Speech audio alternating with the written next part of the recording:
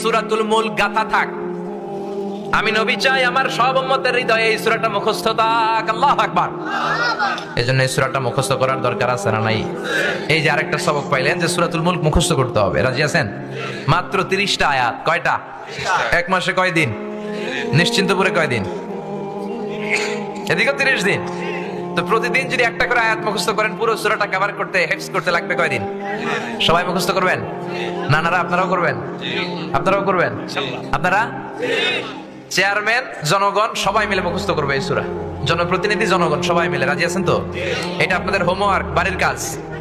বাড়ির কাজ দিয়ে গেলাম, মুখস্থ হইলে ইমাম সাহেবকে শোনাবেন। রাজি আছেন? রাজি আছেন?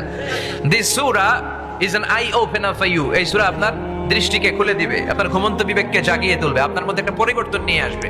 বিশেষ করে আল্লাহ তাআলা নাস্তিকদের জন্য এই সূরার ভিতরে কিছু ডোজ দিয়েছেন, যারা বলে আল্লাহ বলতে কিছু নাই, স্রষ্টা বলতে কিছু নাই, there is no creator in this world. পৃথিবীতে নাকি কোনো স্রষ্টা নাই, সব নাকি এমনি এমনি হয়েছে, এরকম কিছু কথা বলে, এরকম উল্লুক্কা পাঠা আছে না নাই? আল্লাহ বলে আমার সৃষ্টির দিকে তাকা, আমার সৃষ্টির ভেতরেই আমি আল্লাহর নিদর্শন আছে না নাই? পাহাড়ের দিকে তাকা, সাগরের দিকে তাকা, ঝর্ণার দিকে তাকা, বুঝতে পারবি এই ঝর্ণারও একজন মালিক আছে না নাই?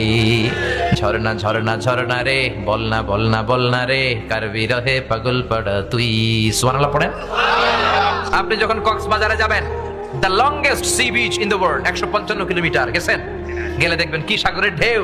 এই সাগরের দিকে তাকালে মনের অজান্তে আপনার মাথায় এটা চলে আসবে যে এই সাগর এমনি এমনি হতে পারে না, এই সাগরের একজন স্রষ্টা আছে না নাই? আপনি যদি বাংলাদেশের সবচেয়ে বড় পাহাড় ময়মনসিংহের গারো পাহাড়ে যান, কিংবা বান্দরবানের তাজিংডং বিজয়, চিম্বুক পাহাড়, কেওক্রাডাঙ্গে যান, পাহাড়গুলো দেখলে বুঝবেন এই পাহাড়েরও একজন মালিক আছে না নাই? আপনি যদি সৌদি আরবের মরুভূমিতে যান, আফ্রিকার সারা মরুভূমির মাঝখানে যেয়ে দাঁড়ান, আপনি বুঝবেন মরুভূমির একজন মালিক আছে না নাই? আপনি খেয়াল করলে, চিন্তা করলেই আপনার মন আপনাকে সায় দিবে এই মহাবিশ্ব, এই বসুন্ধরা, এই চমৎকার পৃথিবী এমনি এমনি হতে পারে না, এই পৃথিবীর একজন স্রষ্টা আছে না নাই? আর সেই স্রষ্টার নাম কি? কিন্তু নাস্তিকরা বলে আনসিন ইজ নাথিং, যেটা দেখি না ওটা বিশ্বাস করি না, বলে না? কিন্তু অনেক জিনিস তারা দেখে না কিন্তু বিশ্বাস করে, আছে না নাই? বাতাস দেখা যায় কি যায় না? এখানে বাতাস আছে না?